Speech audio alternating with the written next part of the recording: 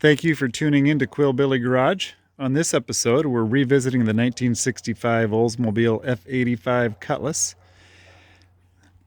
and we are going to try to get it running. This car has a 330 Oldsmobile V8 that was rebuilt about 8,000 miles ago, but it was probably 20 plus years ago that the work was done. The car was last driven, well, the tabs on the back say 2017, so it's been a few years. Just out of good measure, I don't want to stick a battery in it and crank it over. What if there's a little bit of rust in the cylinder? I don't want the piston ring hitting that and possibly breaking a ring. So I'm going to get out the air hose and blow off around each spark plug. Then I'm going to pull the spark plugs out, put a little bit of Marvel Mystery Oil in them, and thread the plugs back in and let them sit overnight. And then my next step will be to pull the plugs back out, roll the engine over by hand, then stick a battery in it, crank it over with a starter to blow out any excess oil, and then clean and reinstall the plugs and see if it'll start. All right, I've got all the spark plugs removed. I was careful to lay them out in the order of what cylinders they came out of, so that if I noticed a problem with fouling, I would know which cylinder it came from.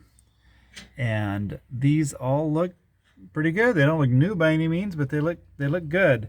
I imagine these are probably the original spark plugs from when the engine was rebuilt, given that the engine's only got about 8,000 miles on it. So I decided to use automatic transmission fluid to lubricate the cylinders, and I put a pump on this jug of automatic transmission fluid, and I gave each cylinder 2 squirts. So I'm going to put the plugs back in and let it sit overnight and get back to it tomorrow, weather permitting.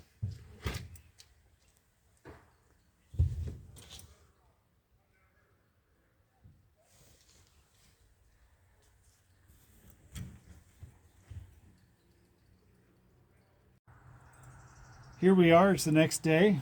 Good weather for this. We're going to continue trying to get this engine running.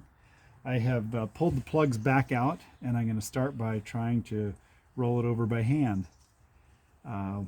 If that's successful, well, then we'll move on and stick a good battery in it and crank it over with a starter to blow all the oil back out of the cylinders. So here we go.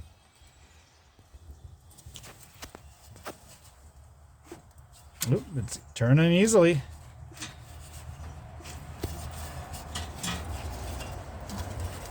Very good sign. We'll keep going to see if we get any hang-ups here.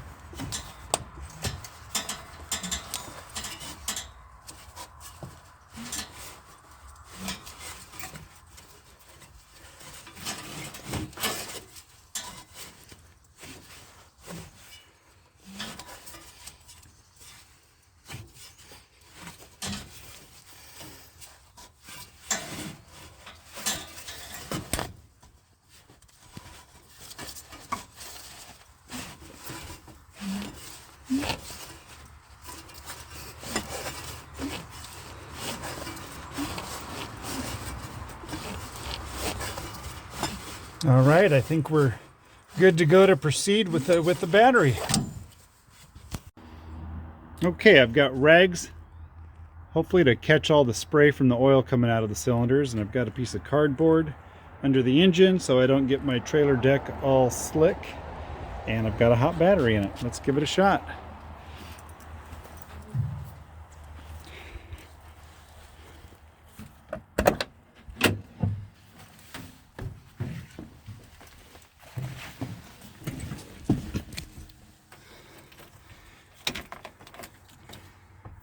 Here goes nothing. And it does not crank.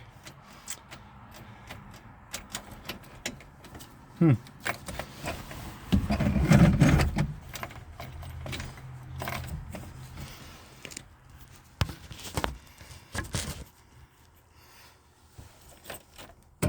there we go. Just had to get the neutral safety switch in the right position. It's cranking over good. Get all that oil blown out, and then we'll clean up the plugs.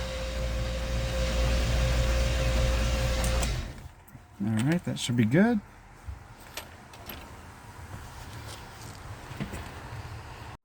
Let's see how big of a mess we made here. Huh. Not bad at all.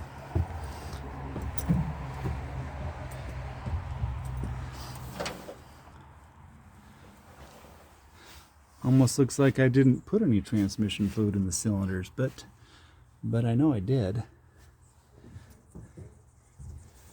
I guess the other alternative is that it has zero compression and all the oil ran past the rings. But just kidding there. I'm sure that's not the case. All the spark plugs have been cleaned and reinstalled. I pulled off the distributor cap and ran a file through the points, and then with ignition on, checked the points for spark, and they're sparking. So now I'm going to pour a little fuel down the carburetor and try to fire it over.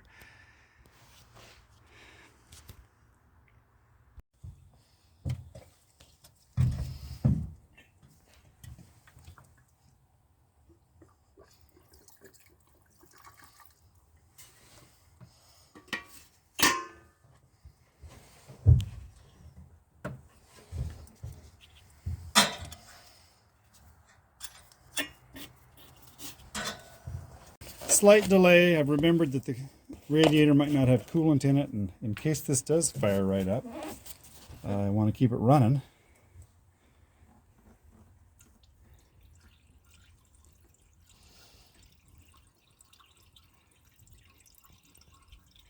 I don't see it leaking out anywhere, at least not yet.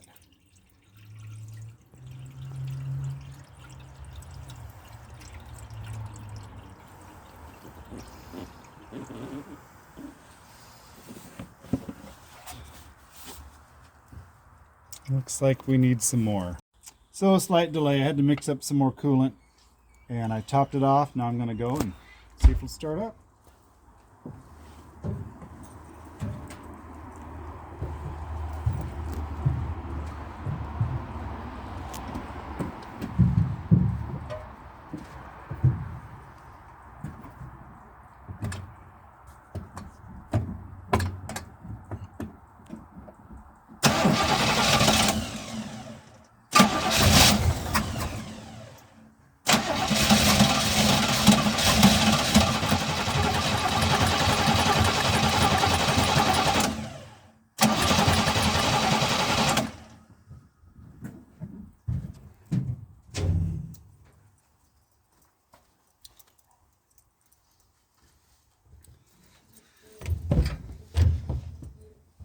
Well, that was a good sign. I'm sure half the gas I poured down here evaporated before I got to trying to start it.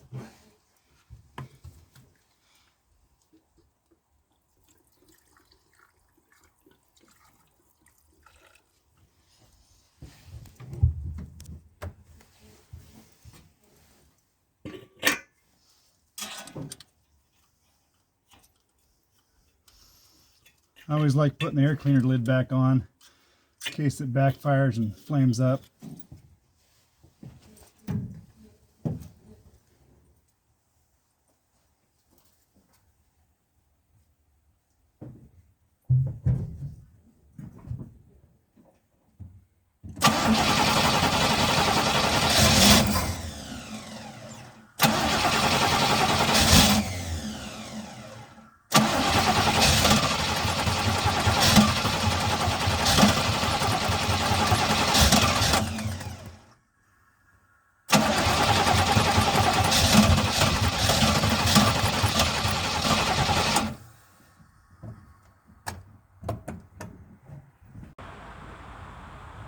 Alright, I pulled the fuel line loose from the fuel filter and hooked up this suction pump. I don't have the best seal on it, but we'll give it a shot. I'm going to hold this in here and pump it and see what comes out of the fuel tank.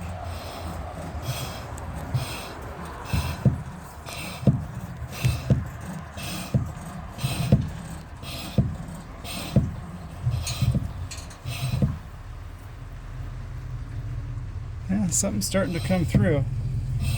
So at least this will prime the system.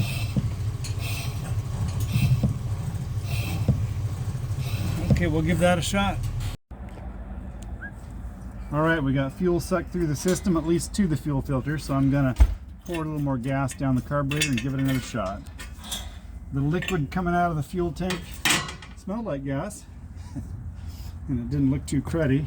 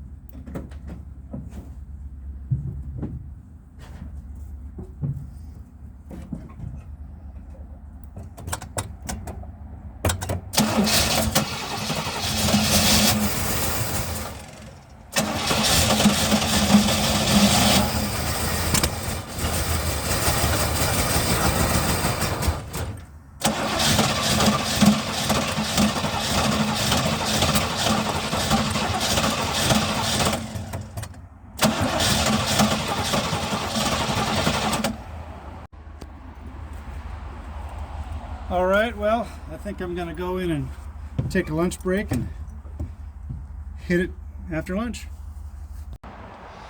All right, we're back from lunch with a new plan. I've got a gravity feed gas can hooked up to the carburetor. They're going through the filter. And then I took the line that comes up from the fuel pump and put this, obviously not gas hose, but at least it's clear and I can see through it. And I have it running into this clear container so I can see what's coming out of the tank. But I do believe if I give it a little prime of gas, the gravity feed system, it should run. So here goes.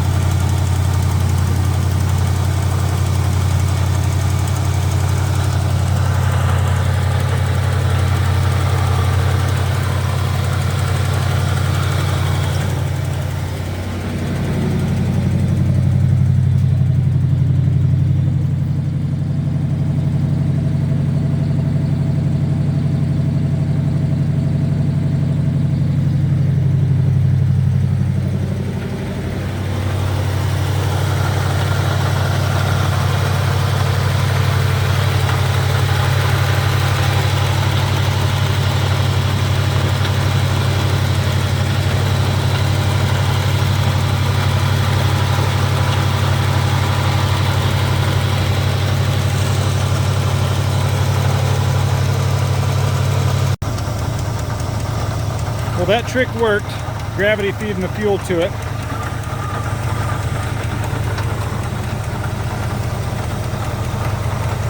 Seems to to run real well. Has a little rattle maybe from the water pump or the power steering pump, not sure. And then it's got a little tick in the back. I haven't decided yet if it's an exhaust leak at the manifold or possibly something under the valve cover.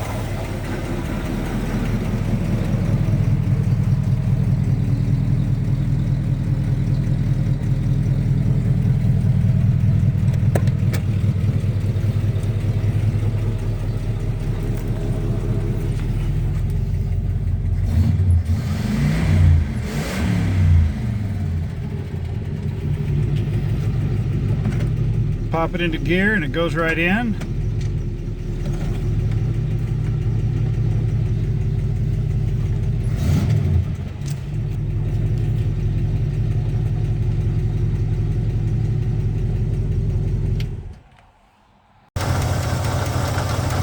All right, well, we are back together and running with fuel out of the fuel tank. I put some fresh gas in the tank, put my suction pump on the fuel line up at the fuel pump and sucked fresh gas through to make sure it was coming through clean. And I've hooked it back up to the carburetor and it's running great, pumping fuel as it should.